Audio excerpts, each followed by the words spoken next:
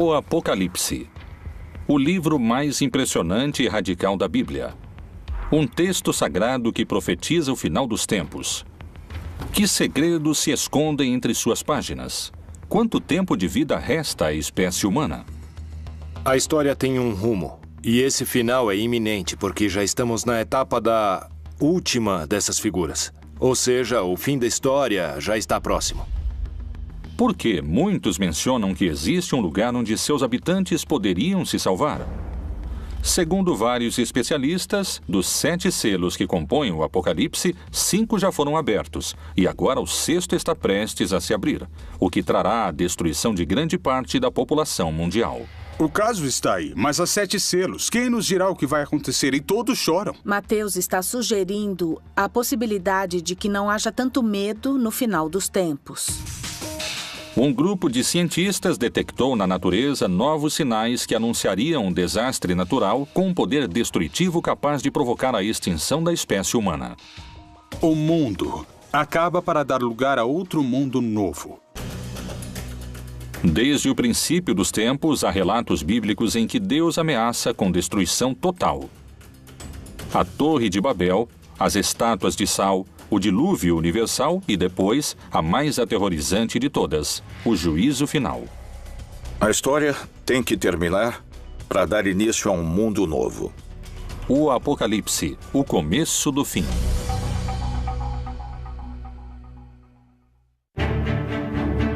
Ao longo da história, a ideia do fim do mundo provocou numerosas teorias. Algumas inspiraram esperança. Outras até provocaram suicídios em massa. Várias reavivaram o histórico enfrentamento entre a fé e a ciência. Mas, de modo geral, todas previram um final que nunca chegou. No entanto, hoje, vários cientistas e estudiosos da Bíblia consideram a possibilidade de que o fim do mundo esteja próximo.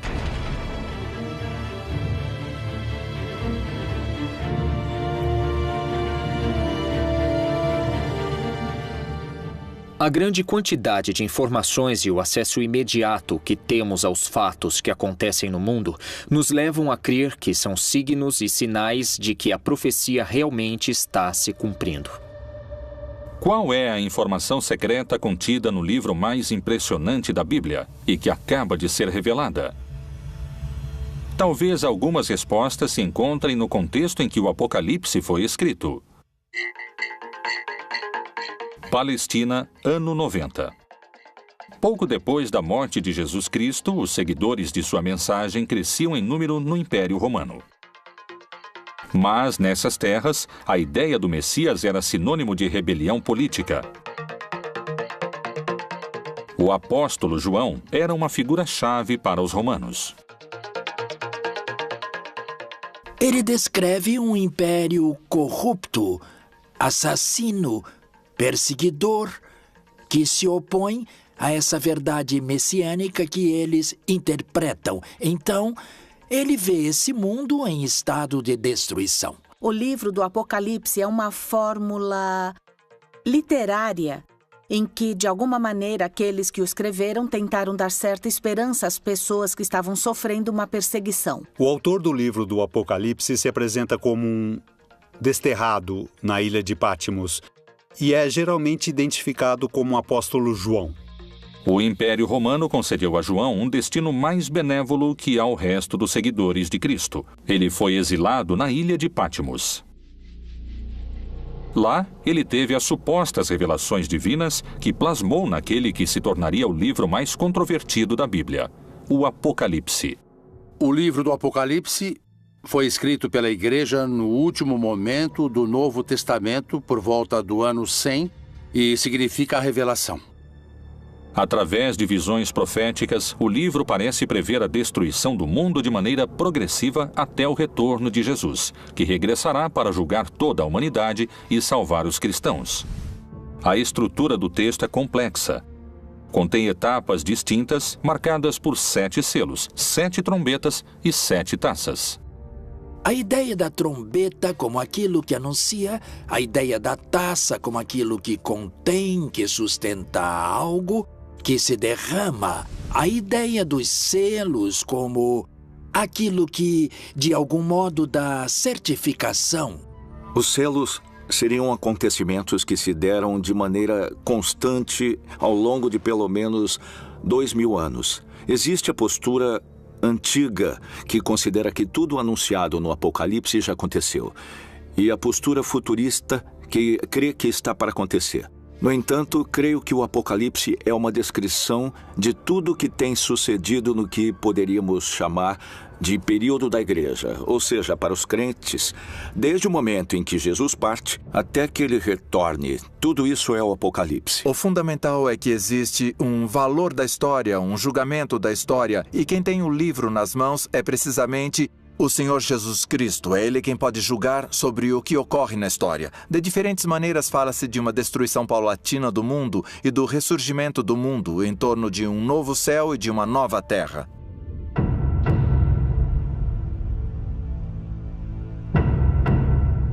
Até hoje, esse texto complexo tem suscitado todo tipo de interpretações. Uma das hipóteses é que nos encontramos na fase final do Apocalipse. É a etapa chamada Grande Tribulação.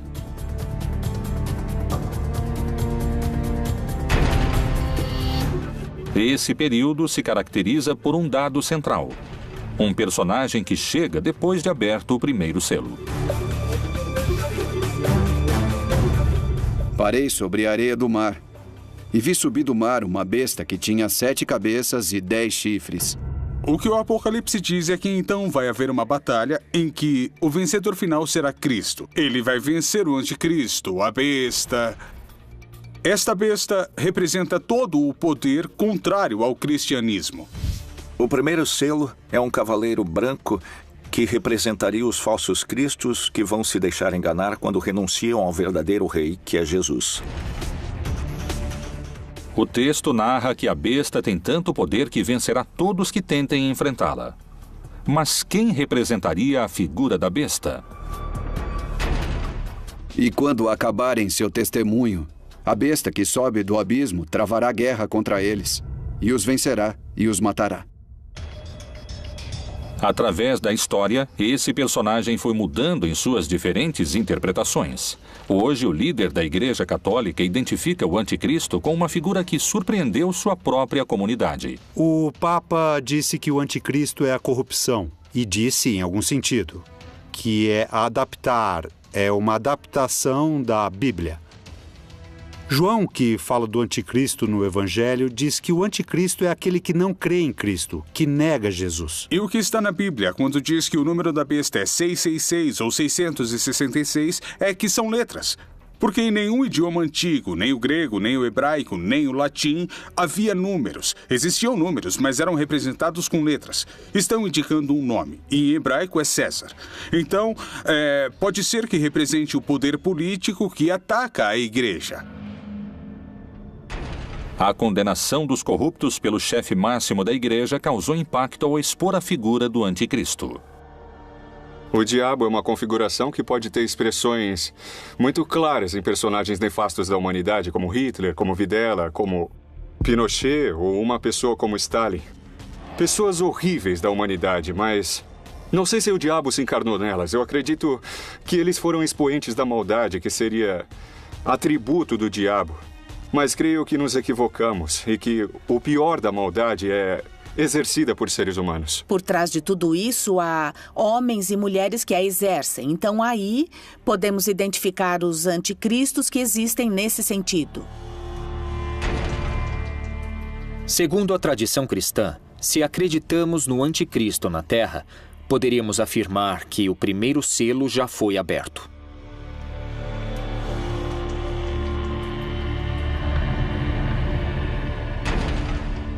O segundo selo revela um cavalo vermelho, que significa a violência, a guerra, e que precisamente está descrevendo a guerra, a destruição da comunidade. O cavalo na América Latina, pelo menos no Cone Sul, era muito comum como meio de transporte. No Oriente Médio é muito mais restrito, há muito menos cavalos.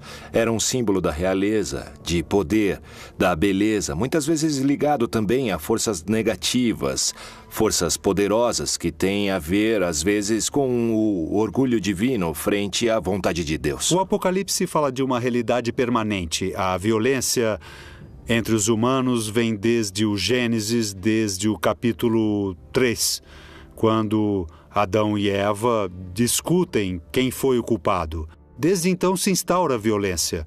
Não há época em que não exista violência entre os humanos, morte e destruição. Se levarmos em conta que as duas guerras mundiais do século XX fizeram mais de 80 milhões de vítimas, é evidente, não podemos deixar de concluir que o segundo selo já foi aberto. O terceiro selo trata da fome.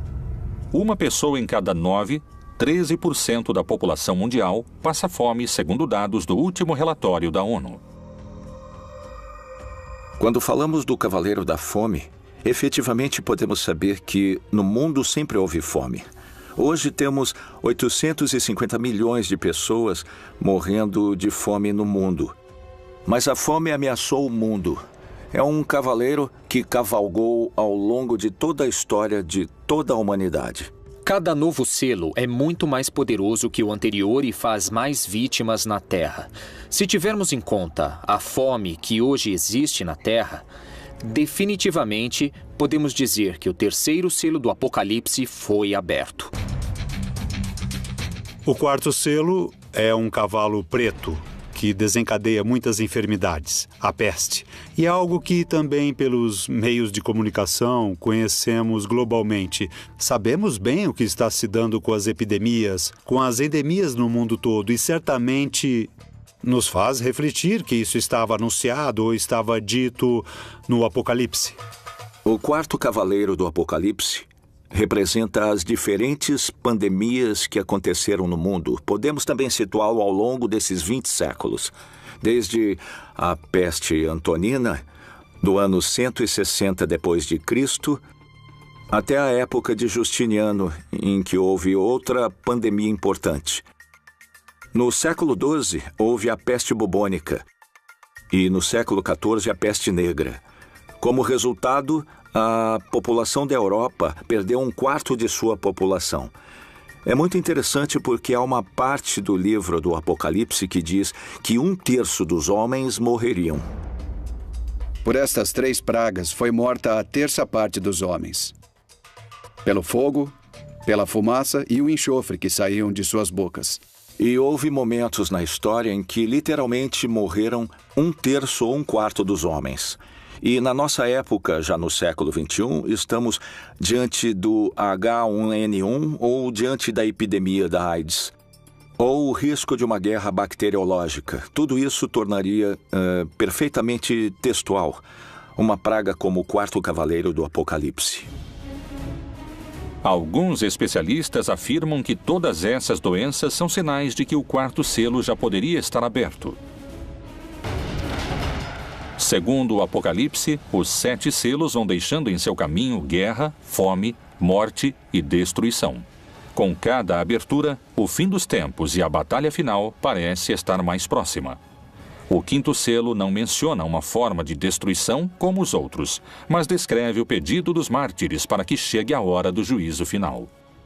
Mártir em grego significa testemunha. Esse quinto selo representaria os crentes de toda a história que estiveram dispostos a pagar com sua vida.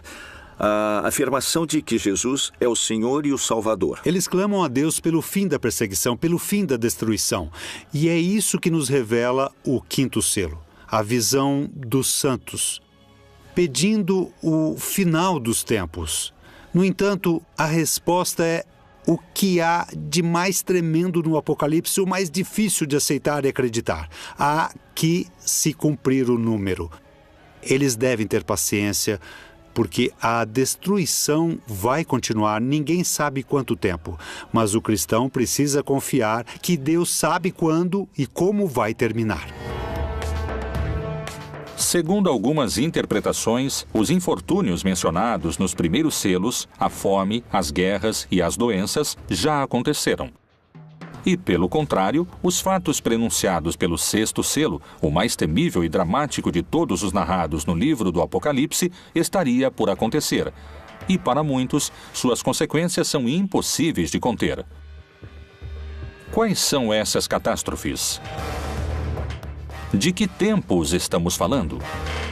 Há alguma possibilidade de deter essa contagem regressiva?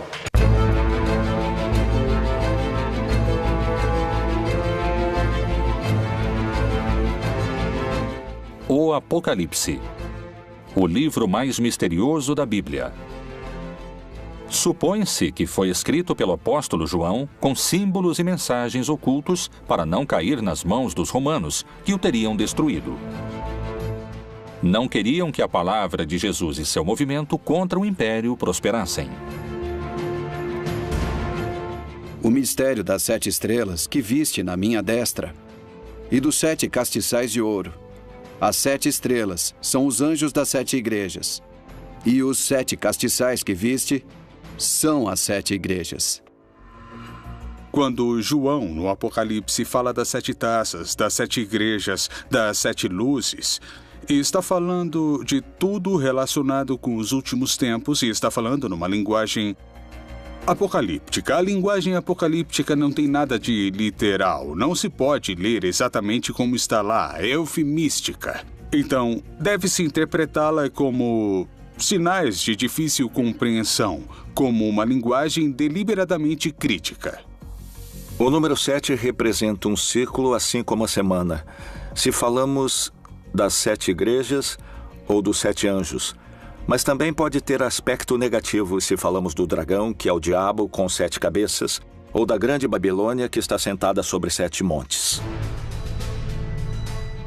João visualizou bestas, monstros e enormes catástrofes naturais que destruiriam o mundo. No entanto, também descreveu um lugar que será salvo.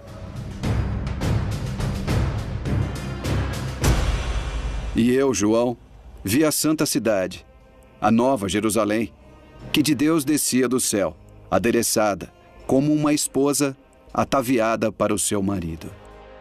Portanto, a chave para entender o Apocalipse é ver na Nova Jerusalém o novo povo de Deus. Diz que é dourado ou que é de ouro, porque o ouro no Apocalipse representa o caráter de Deus. Os crentes no final estarão tão cheios de amor, uns pelos outros, tão cheios de amor a Deus, que isso é descrito como uma cidade dourada. O Apocalipse fala de uma nova Jerusalém. Quando o Apocalipse foi escrito, ou pelo menos quando foi editado, a cidade de Jerusalém já havia sido destruída. Estava em ruínas. Quem são esses eleitos mencionados no texto sagrado? Como é o povo que se salvaria do fim anunciado pelo Apocalipse? Poderia existir no mundo um lugar com essas características? Michoacán, México. A quase 700 quilômetros ao sul do Distrito Federal, na chamada Terra Quente do estado, encontra-se Nova Jerusalém. Essa localidade é ao mesmo tempo uma cidade e uma comunidade religiosa. Seus habitantes têm uma interpretação particular do Apocalipse. Aqui no México temos um estado que se chama Michoacán, onde um sacerdote, o Padre Nabor, por volta de 1973, iniciou um movimento para que seus paroquianos fossem viver em comunidade. Em Nova Jerusalém há um povo muito crente que acredita que com suas rezas vão salvar o mundo.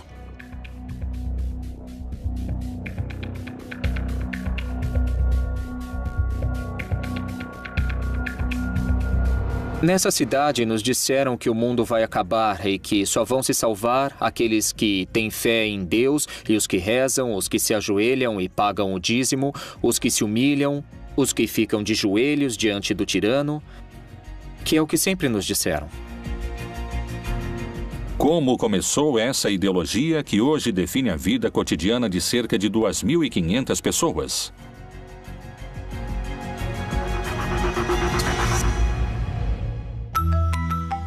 1973.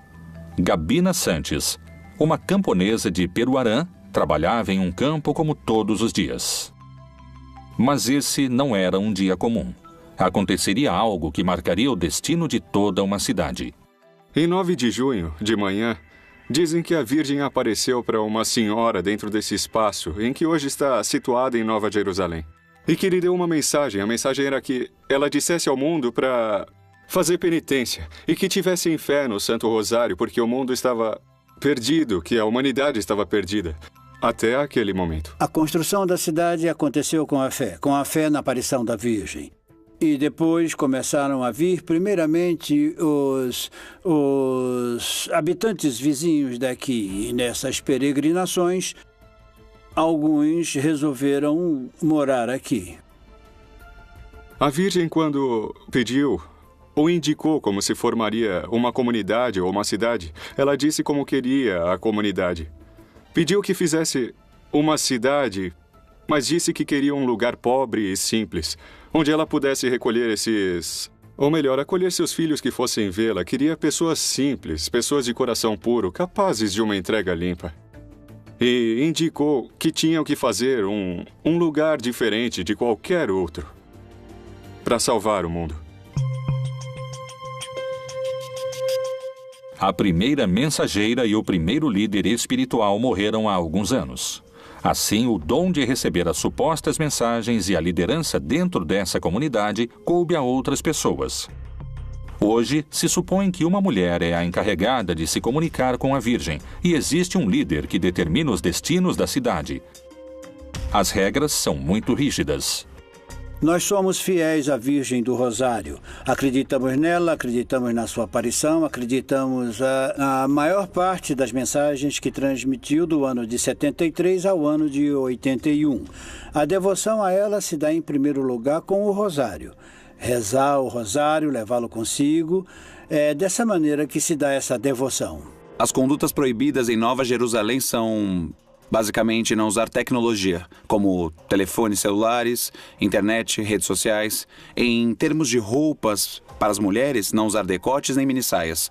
E rezar diariamente, 2 vezes por dia, 3 vezes por dia, pagar o dízimo. Está proibido o namoro, está proibido a educação laica, está proibido o futebol. Ou seja, basicamente, as crianças não têm nenhum tipo de distração e passam o dia inteiro rezando. Desde os primeiros séculos e na Idade Média houve grupos que trataram de fundar comunidades onde se estabelecesse a Nova Jerusalém. E especialmente quando a América foi descoberta, vários grupos puritanos, incluindo alguns seguidores de Colombo e o próprio Colombo em seu livro de profecias, achavam que haviam chegado a um lugar onde a Nova Jerusalém seria estabelecida. Então a Nova Jerusalém em vários lugares da América Latina representa a Nova Israel, ou seja, os crentes judeus e não judeus do mundo todo, que no final dos tempos serão um conjunto de seres humanos que adquiriram um caráter parecido ao de Deus e, portanto, é representada com o ouro como uma cidade resplandecente, porque sua natureza é uma natureza sublime. Poderia a cidade Nova Jerusalém ser o único lugar isento da destruição global do Apocalipse anunciada no 6º selo? Talvez só o tempo tenha a resposta. E quais são os desastres descritos no 6º selo do Apocalipse? Fala de cataclismos e de fenômenos naturais, que também são destrutivos para a comunidade perseguida, mas que refletem de modo mais direto que é Deus quem controla a história. Porque é Ele que, nesse caso, desencadeia os fenômenos naturais. Nos 4 primeiros cavaleiros, quem os desencadeia são os inimigos.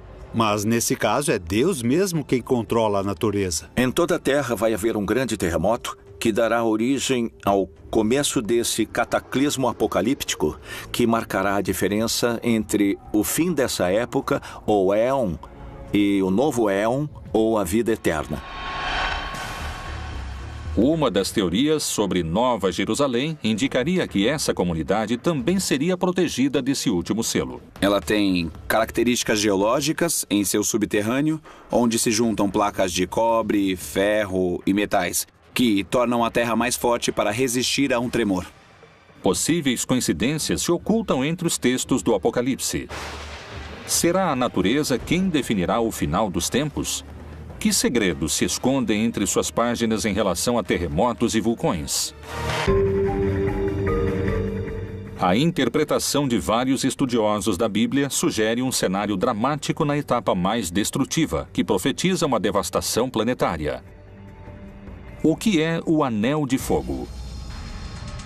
Por que alguns cientistas afirmam que nele poderia se desencadear uma destruição maciça e que coincide com a descrição do sexto selo? O significado do Anel de Fogo, que basicamente rodeia todas as costas pacíficas do Oceano Pacífico, é a colisão das placas. Nessas zonas de colisão de placas continentais e placas oceânicas ocorrem fenômenos vulcânicos e sísmicos. Isso coincide basicamente com o Cinturão de Fogo, o Anel de Fogo do Pacífico. De que modo estão mencionadas no livro do Apocalipse as consequências do sexto selo?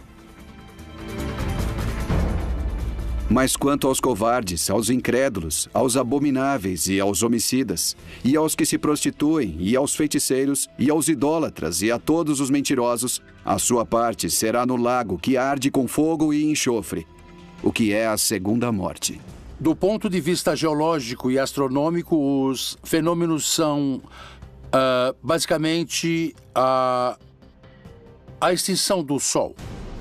O Sol vai passar a ser um gigante vermelho, aumentará significativamente de volume e absorverá nesse crescimento tanto Mercúrio quanto Marte. A proximidade do Sol fará com que o planeta se aqueça muitíssimo e, nesse momento, desaparecerá a vida.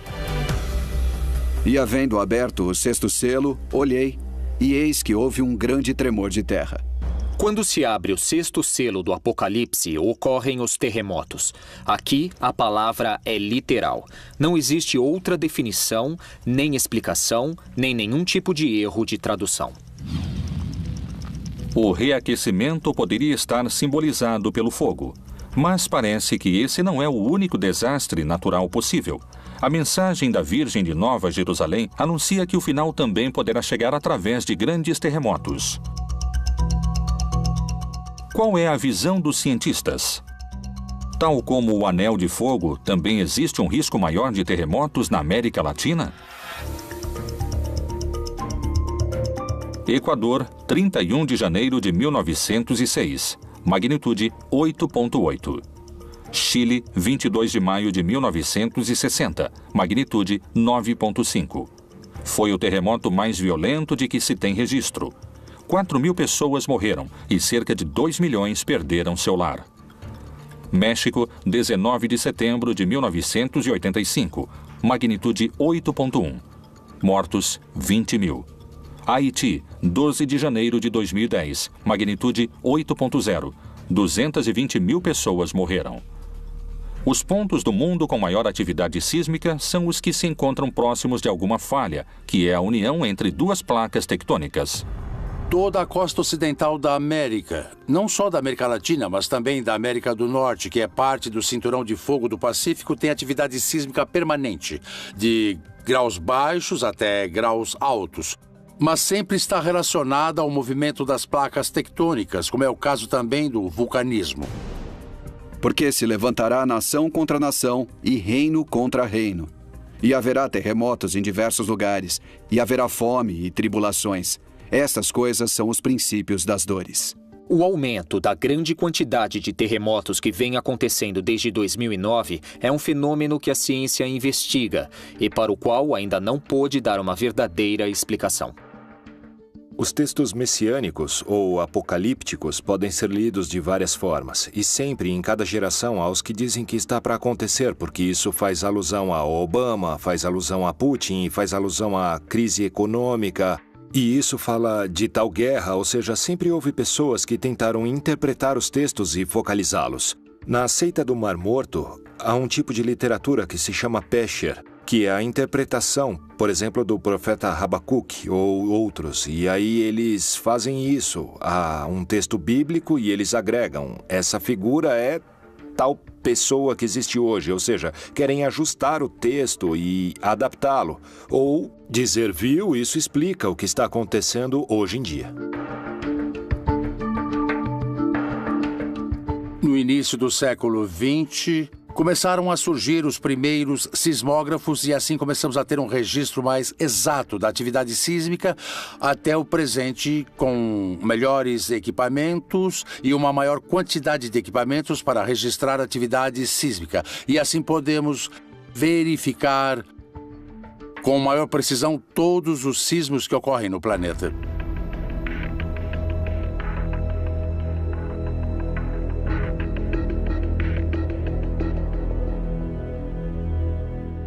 O sexto selo do Apocalipse descreve um grande terremoto e também a ideia de que os céus se revolveram como se formando um rolo.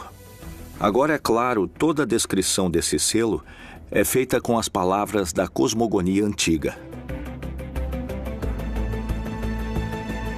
Os mais céticos afirmam que faltam muitos anos para o fim do mundo. Esse é um fenômeno que não ocorrerá em menos de 4 a 5 bilhões de anos. Para outros, a destruição global através de vulcões e terremotos é iminente. A essência desses símbolos continua sendo vigente, na ideia de que a história tem de terminar para dar início a um mundo novo. Vários intérpretes concordam com a análise de alguns cientistas. Vivemos em tempos apocalípticos e o fim do mundo pode começar a qualquer momento. Vamos assistir a um final do mundo dos tempos bastante forte e muito caótico. O sol, a lua, as estrelas vão cair. E Jesus irá se estabelecer na terra e vai separar os que o seguiram dos que não o seguiram. Qual é a evidência que confirmaria o possível retorno de Jesus antes do fim dos tempos? Talvez a resposta se encontre em outros livros da Bíblia.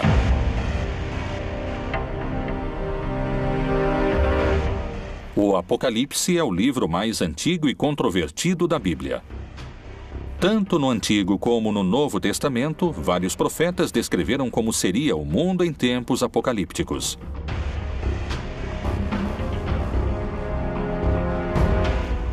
E este evangelho do reino será pregado em todo o mundo, em testemunho a todas as nações.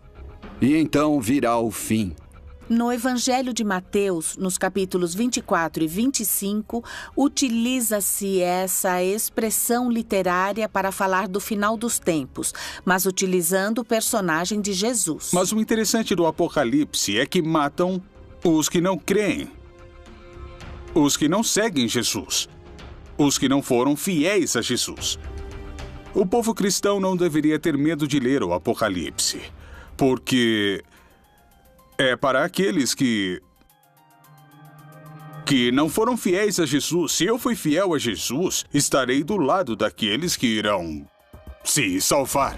Muitos correrão de uma parte para outra, e a ciência se multiplicará. Daniel também faz parte desse mesmo gênero literário. Escreveu alguns de seus fragmentos e de maneira apocalíptica. E também aqui podemos reconhecer esse aceleramento dos processos humanos, dos processos históricos, que de fato na época em que Daniel escreveu não se podia imaginar a quantidade de conhecimento acumulado, as possibilidades tecnológicas acumuladas e também os recursos humanos acumulados. E simultaneamente a isso, o desgaste do planeta, o desgaste das relações humanas, a quantidade de habitantes, tudo isso evidentemente influi e estamos num tempo de aceleração e isso é indiscutível.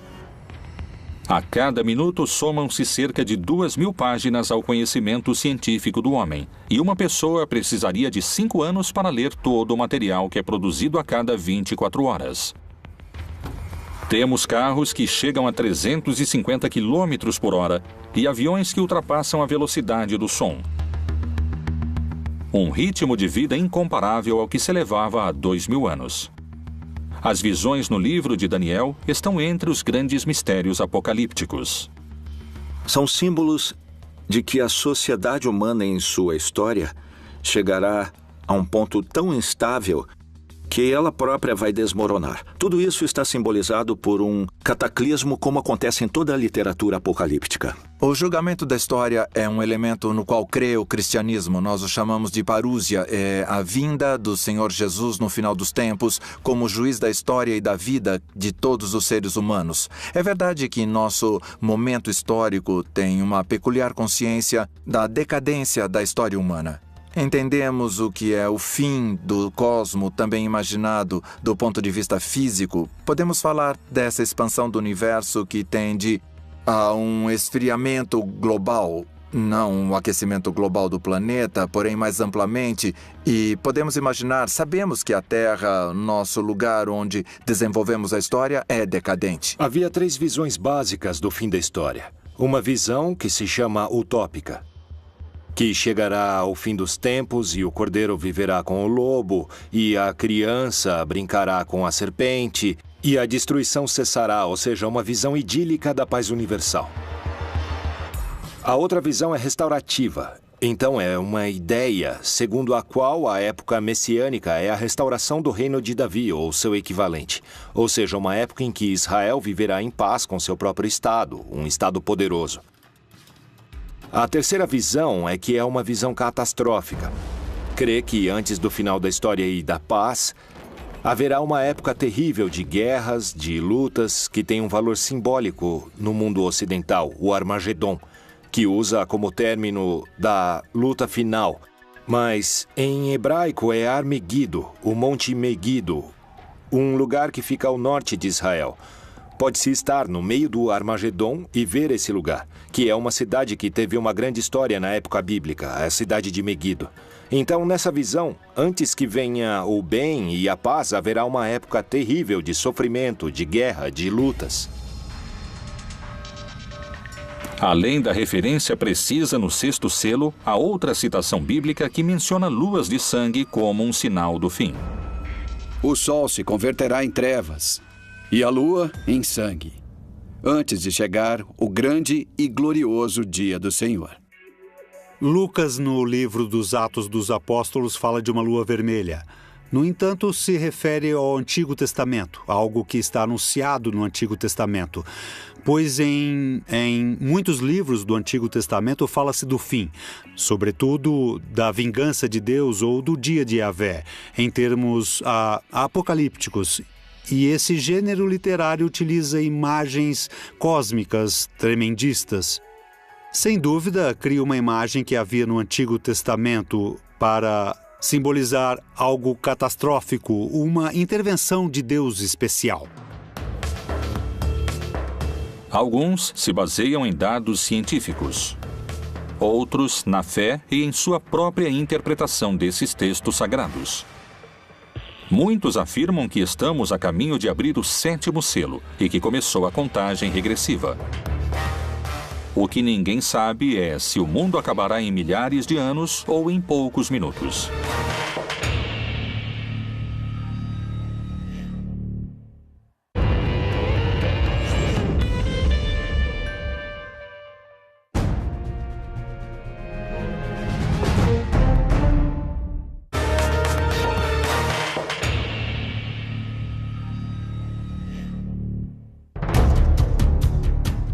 As profecias apocalípticas têm um espaço próprio no livro mais importante da história, a Bíblia. Depois das catástrofes do 6º selo, o texto descreve a abertura do 7º, em que 7 anjos tocarão 7 trombetas e 7 taças serão derramadas. Esse selo anuncia o fim dos tempos e a batalha final. E vi outro grande e admirável sinal no céu. 7 anjos que tinham as 7 últimas pragas, porque nelas é consumada a ira de Deus.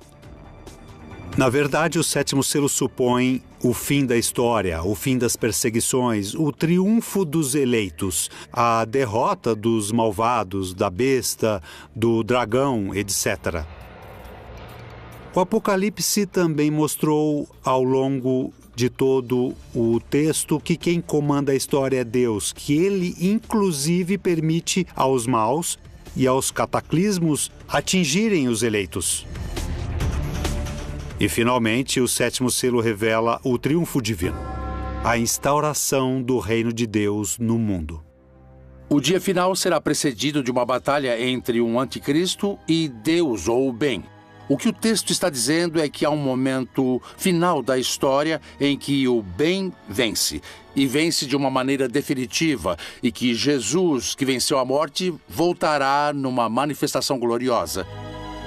Isso se chama Parúzia, a segunda vinda de Jesus. É um dia de júbilo, de vitória para aqueles que creem em Jesus. O texto diz que esses horrores vão terminar e que haverá um juízo final no qual serão castigados todos os opressores, ou seja, todos aqueles que nos fazem sofrer e que finalmente serão castigados porque finalmente triunfará a libertação.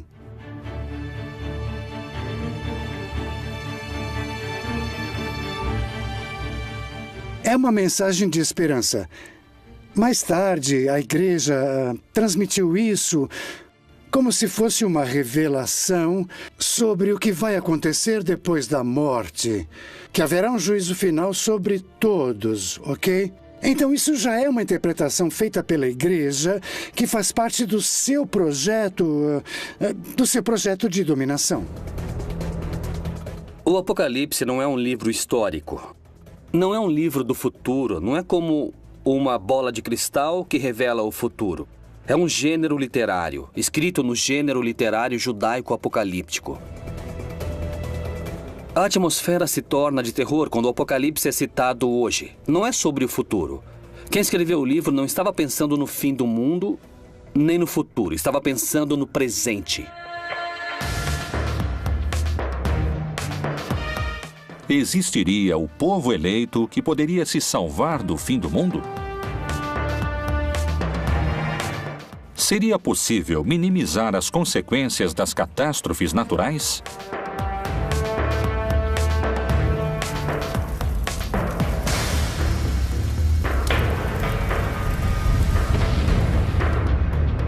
Se as interpretações recentes estiverem corretas, estaríamos em contagem regressiva? Seria preciso um milagre para nos salvar? O Apocalipse seria o melhor roteiro de um filme de ficção ou a advertência de um final anunciado? Só o tempo trará essas respostas.